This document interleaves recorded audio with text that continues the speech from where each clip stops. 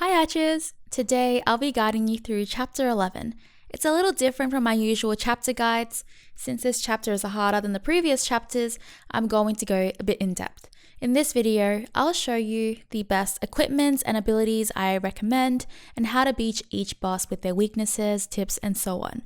I will be making a separate video for the mobs as I didn't want this video to be incredibly long, so those who need tips and weaknesses for the mobs, that will be in the next video.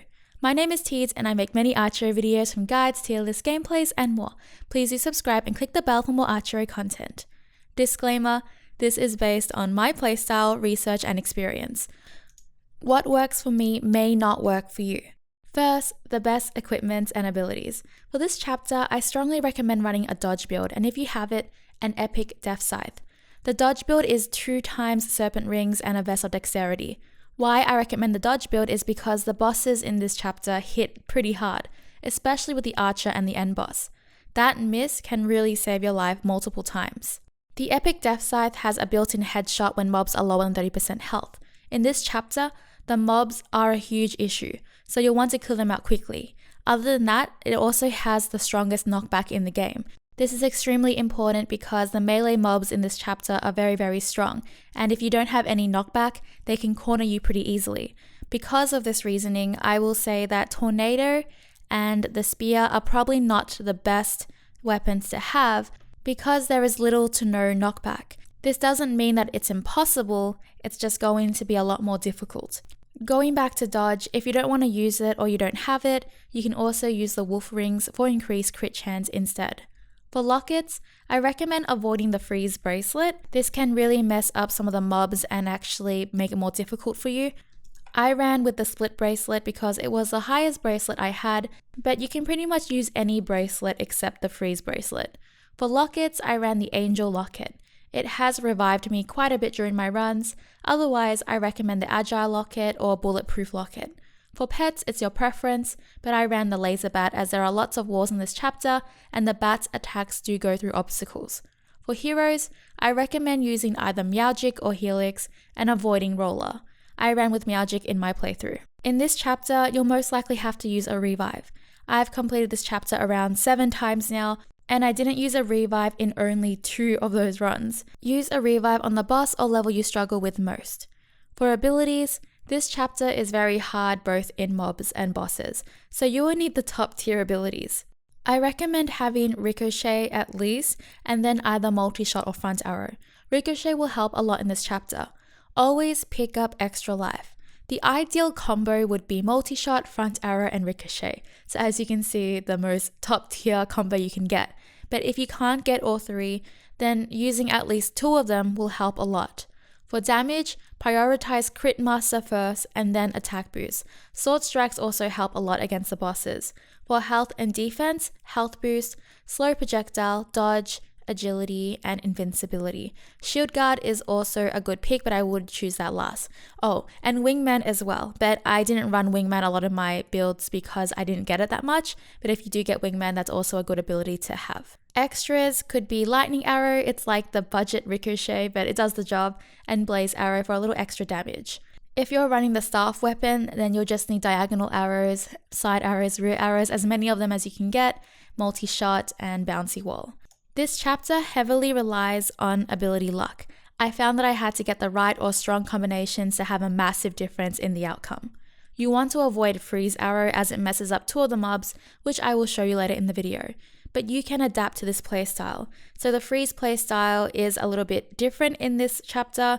You'll have to play very carefully. I've ran both and I've succeeded with both, but it just made some things harder and some things easier. I will talk about that more later in the video. But that is generally what you should aim for. There may be some extra abilities that you can get that will help with specific situations, but this is what I generally ran with in all of my runs of chapter 11. Next, the bosses. I will leave timestamps in the comment section so you can skip to the boss you're struggling with. The first 2 bosses we'll encounter is the Mage Boss and the Medusa Boss. These 2 bosses, for most, are pretty easy. With these 2 bosses, you'll have to make a choice, to skip the devil or not. The devil here is our best chance at getting multi-shot and front arrow. However, it does take quite a bit of health, so it's up to you if you want to trade it off. But honestly, the devil is your best chance at getting multi-shot and front arrow if RNG is not on your side. And to get the devil, you just have to take no damage from the Mage Boss and the Medusa Boss. Let's start with the Medusa Boss. Difficulty, easy. Pattern, always dashes twice, throwing 3 overhead projectiles on each of her side. Throws 5 fast projectiles. Throws a bunch of slower projectiles. Weakness, slow projectile. Tips, you do not have to stay very far away from her, just enough that the dash doesn't reach you. If you watch the footage here, you can see that I'm just walking around her after her first dash, and the projectile goes over me. This is to avoid getting hit from the side projectiles, which happens more often when you're running fully around her. Next, the Mage Boss. Difficulty, easy. Pattern, throws purple orbs, 3 of those orbs will gather towards you. Drops down 5 meteors. Fires fast fire projectiles. Weakness, slow projectile. Tips, biggest tip is to stay as far away as you can from him. You don't need to see him on the screen. The most difficult attack is probably the purple orbs. Just move away from them last second. Everything else you can just sidestep. The double dragons. Difficulty, hard. Pattern, each dragon fires 1 to 3 big orbs that will split into 4. The small orbs will bounce once and then disperse on the second wall hit. Weakness, slow projectile, invincibility, wingman, shield guard, dodge, and agility. Tips, personally, this is the boss that I struggle with most in this chapter. No matter how many times I practice against him, I end up feeling overwhelmed. Watch your character and sidestep as many of the orbs as you can. What I do here is I slowly start moving up, but I don't run up to the opposite side straight away when the dragons are on the other side. I would sidestep towards the top and then reposition myself and sidestep towards the bottom. I do this because if you run to the other end, opposite of the dragons right away, they will outright just follow you. This gives you less room to avoid projectiles because now you're up against the wall. Ideally, you don't want to be up against the wall for too long as projectiles will begin to be right on the wall.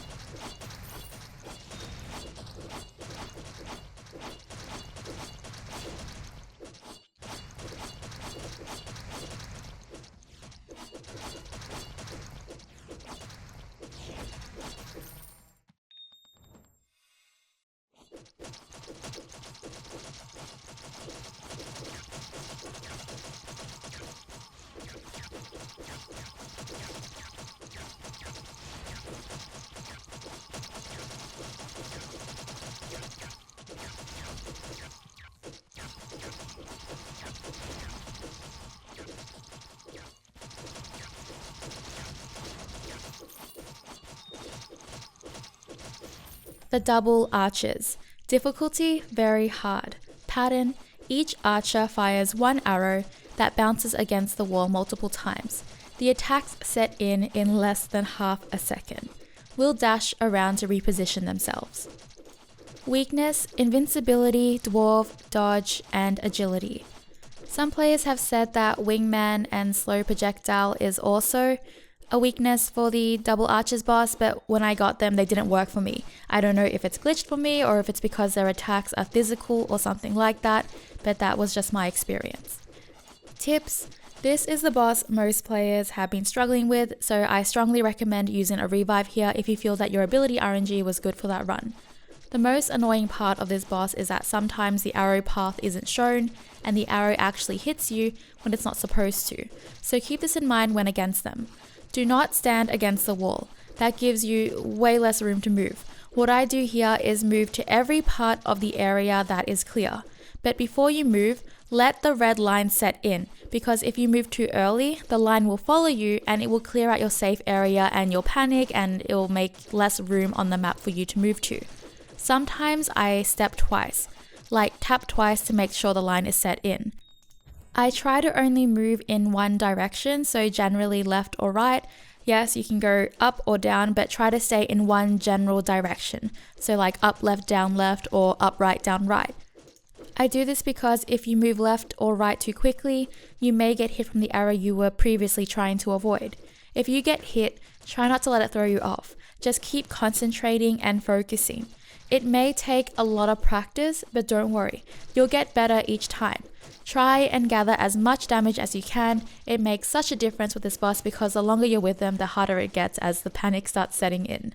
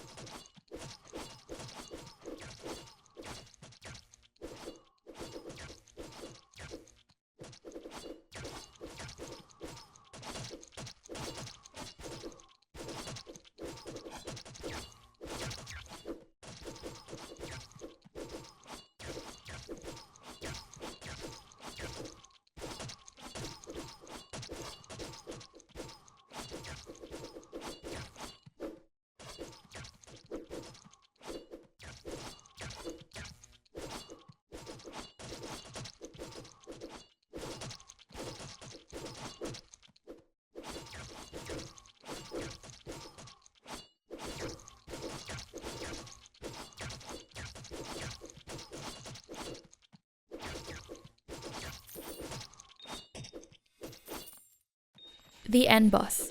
Difficulty hard. Pattern stands in place and fires rocks around him, and the rocks are pretty quick as well. Dashes to your position, leaving a fire trail that will burn you if you touch it. Stands in place and heals at certain health percentages. Summons skeletons. Weakness, invincibility, dodge, agility, slow projectile, wingman, and ice abilities, especially ice swords. Ice swords will actually stop him in his dash when he gets close to you. First, I want to talk about the ice abilities in general. Generally, you want to avoid it because of certain mobs in the chapter, but if you're able to pass them easily, then it shouldn't be a huge issue for you. The ice abilities only benefit you in probably with the end boss.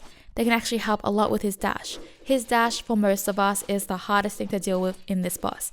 As you can see in the footage, I was very lucky and able to stop him with my Chilling Blast ability. Tips.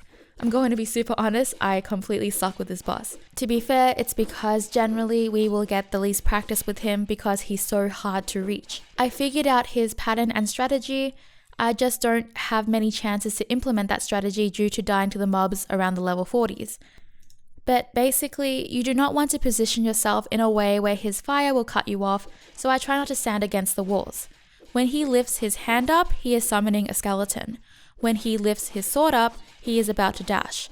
This is the one you want to watch out for. So when he lifts his sword up, immediately step to the side. Not a slight step, a pretty big step, because he will swing and it hits me so much for so much damage.